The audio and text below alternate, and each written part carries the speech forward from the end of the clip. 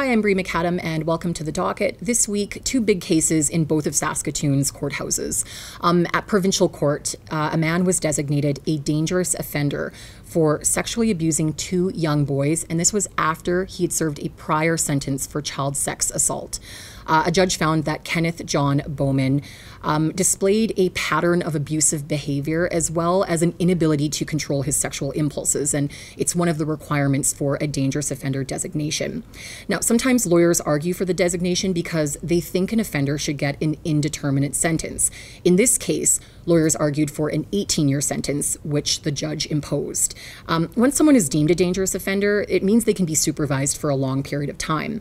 Bowman will be under supervision for 10 years after his sentence ends. And part of that sentence is supposed to provide protection of the public, while a definitive end date still gives Bowman a chance at rehabilitation.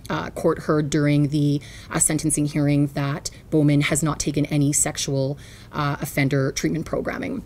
Now, Bowman was arrested in 2016 after arranging to abuse a boy with a police officer who was posing online as a child predator.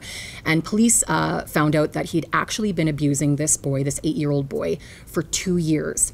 Sometimes injecting him with methamphetamine and then taking photos of the abuse and sharing them online. Now in court, Bowman apologized to his victims' families, to the judge, to the lawyers, but he did not specifically apologize to any of his victims.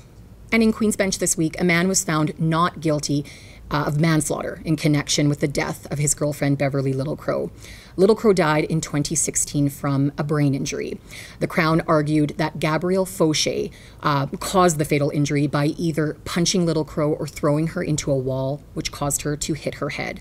Now, a young girl testified at trial to domestic disputes and domestic assaults in the household. She actually said she witnessed one the night before Littlecrow died. But a judge found that there was not enough proof beyond a reasonable doubt to show that this couldn't have been an accident.